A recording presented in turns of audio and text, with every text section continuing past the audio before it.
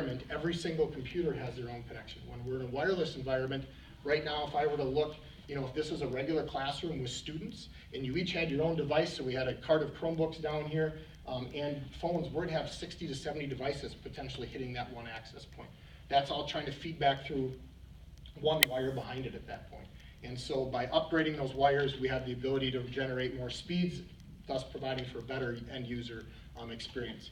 Power needs and generator power needs, especially not so much at the high school because we're on generator backup up there, but the need for power and increasing power, I think we probably are one of the highest requests for putting outlets in the district in terms of various different situations for us.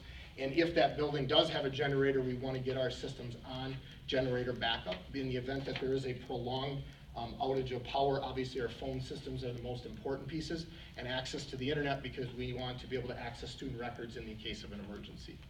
I talked a little bit about the redundant and multiple connections to increase that network uptime so that we don't have that failure where we lose a half or a quarter of a building.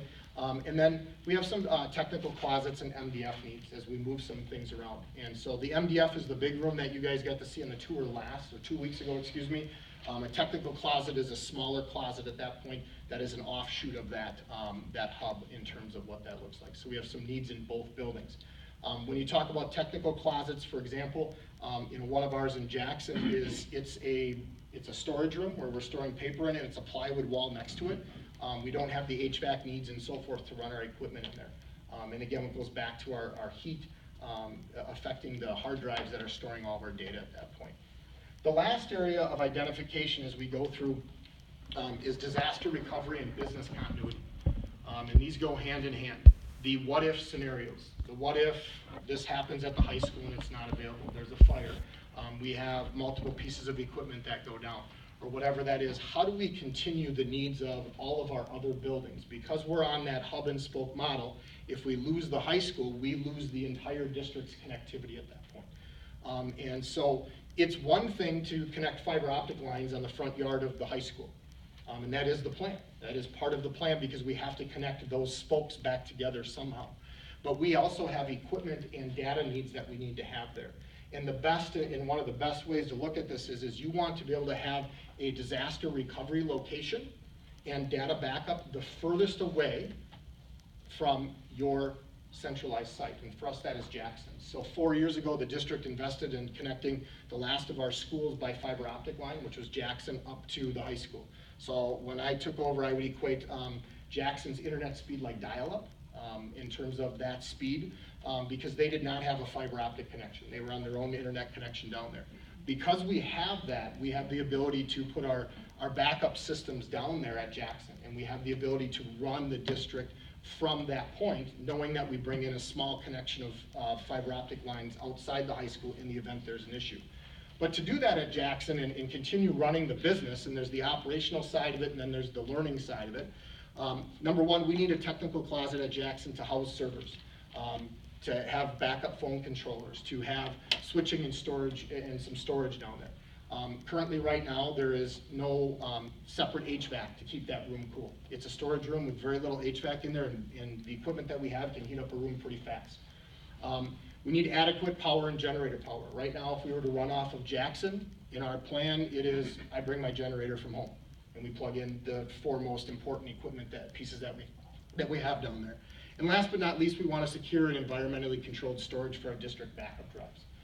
We want to move those off-site. And one of the things that Jackson provides us, not just being further away, but when you start looking at the what-ifs and what could happen, potentially, when you look at how things are lined up between district office and the high school, when you talk about a tornado running from west to east, we want to get out of that realm. And so the best practice is to push this as farthest away as possible as we can from our main spoke, which is up at the high school. So as we look at needs for that, that would allow us to store some of our equipment that is currently at the high school down at Jackson. It's one thing to bring our internet connection back up.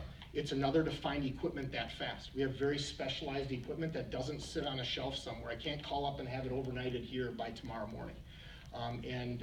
The downfall is if we don't have the right plan in place with the right different pieces, we're looking at a week or 2 of downtime minimum with certain systems, and we want to make sure that they're up and running.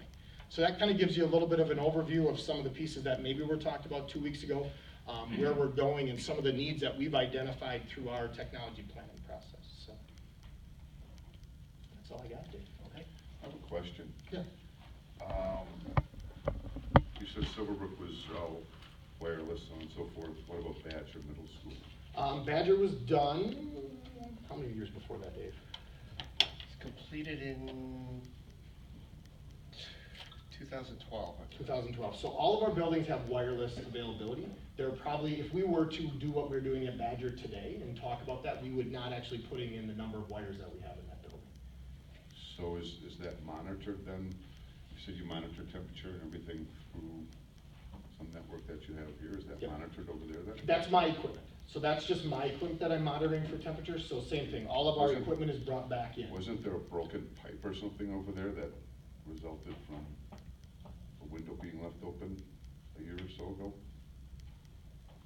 I can't, I don't monitor any Should that not HVAC have been stuff, picked so. up?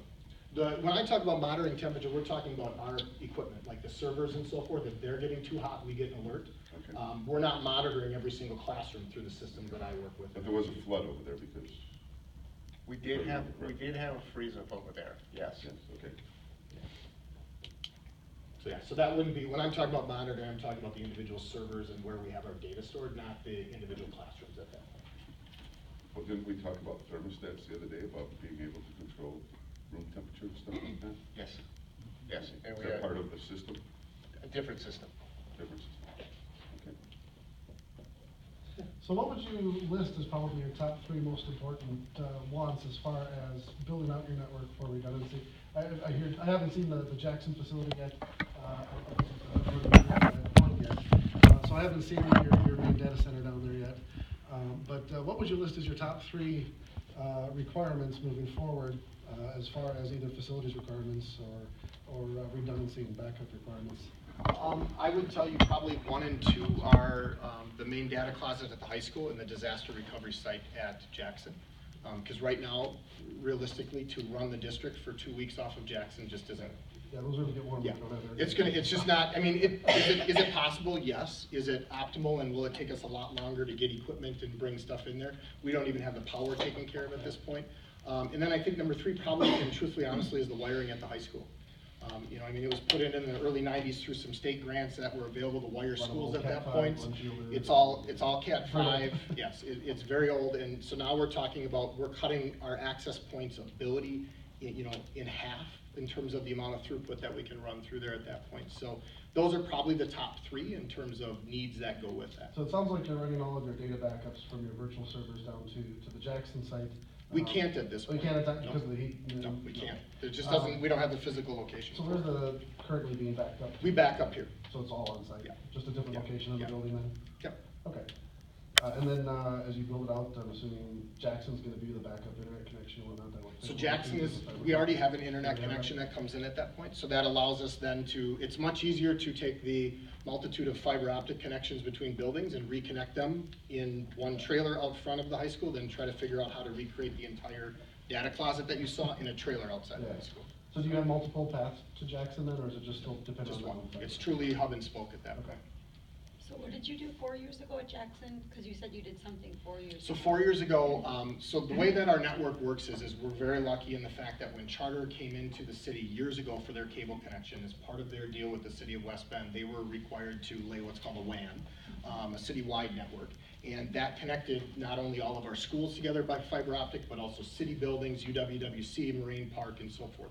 That's how all of our West Bend buildings are connected. Because Jackson sits outside that entity, they did not have that ability to do that. We were basically buying their own internet connection down there, which then caused us to funnel certain things out to the internet and back in. The district actually laid their own fiber optic line, just like the rest of our buildings are connected, down to Jackson at that point. So it allowed them to be connected faster, but it also opened up our market for where we can get our internet from. So we actually have one of our internet service providers that we get our connection in Jackson, and we use our fiber to bring it up here. Do you find a lot of problems with connectivity? Because I'm gonna tell you right now, my son is yelling at us because we don't have Charter at our house. Because the speed is faster on his search engines at school than it is at home. So what kind of, are you real concerned about that? I'm not, or- I'm not concerned with the connection to the outside world, we monitor that. Okay. I have graphs up and down that'll tell you how much we're using and everything else, so if we do need to buy more service, we have a way to do that. We do that through a federal program called E-rate, that we go out every multiple years, so we plan for that. It's really taking that connection and not making, or not creating dead spots or slow spots within a building.